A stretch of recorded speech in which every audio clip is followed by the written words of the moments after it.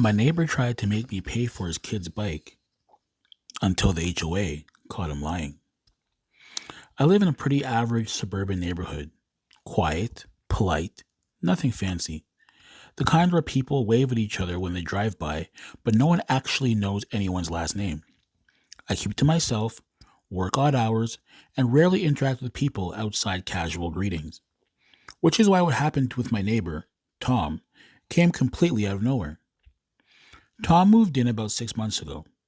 He's around my age, mid 30s, and has one kid, a boy who's maybe 8 or 9.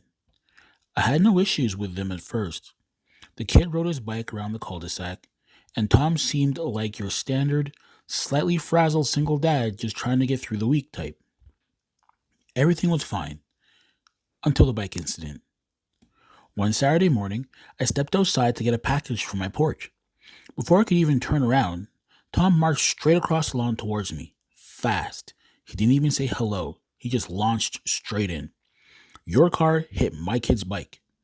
I blinked because, what? I don't even park on the street. I park in my garage. I don't drive recklessly, and I definitely didn't hit anything. I said, I'm sorry, what are you talking about? He pointed towards a mangled children's bike on his driveway. The back wheel was bent inwards like it got run over. The frame was scratched.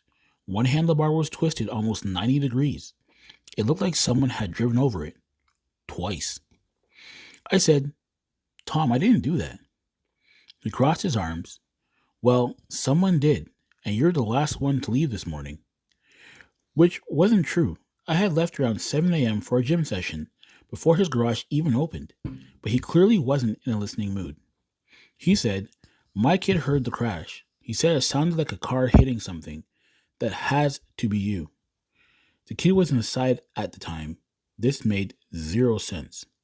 I tried to stay calm and asked him if he had a video or something that showed my car near the bike. He scoffed and said, don't play dumb. Just play for the damage. It's a $300 bike. $300? For a kid's bike? Even if I had hit it, which I didn't, that number smelled like pure BS. I told him again that I didn't do it and that blaming without proof wasn't fair. He kept pushing. Look, man, we're neighbors. Let's just handle this between us. Don't make me take this to the HOA. Ah, there it was. The threat. I know how HOAs can be. Some of them love drama. But ours is pretty level-headed. They actually require evidence before accusing someone of something. So I said, go ahead. Let's bring this to the HOA. If you're certain it's me, then it should be easy to prove. His expression changed instantly. He didn't expect me to agree. He muttered something about me being difficult and stormed back into his house. I figured that was the end of it. I was wrong. 2 days later, I got an email from the HOA requesting a meeting between me, Tom, and the HOA board. Great. I show up at the clubhouse conference room. Tom was already there, looking smug, like he's about to watch me crumble. He has pictures of the bike printed out and stacked neatly in front of him. The HOA president asked Tom to explain his complaint. He launches into this dramatic retelling of the event, claiming his son witnessed my vehicle backing over his bike and that I had fled the scene. I had to keep myself from laughing out loud. He made it sound like a full-on hit and run of a child's bicycle. Then the HOA turns to me. I explained calmly that I park inside my garage, not on the street. I told him I wasn't even near Tom's house, and I asked if anyone checked the neighborhood cameras. There's a camera at the entrance of our cul-de-sac, and there's a camera pointing towards the shared driveway area. Tom stiffened. A bead of sweat actually formed on his forehead. The HOA president nods and says, we reviewed the footage. Tom swallowed. The president continued. What we saw was your son riding his bike, crashing into your parked SUV and falling. The bike hit the ground and then your car rolled backward over it when you backed out of your driveway. Tom's face turned red instantly, then pale, then red again, like a malfunctioning traffic light. The HOA rep added, you damaged your own son's bike, not your neighbor. I looked over at Tom. He wouldn't meet my eyes. The HOA president wasn't done.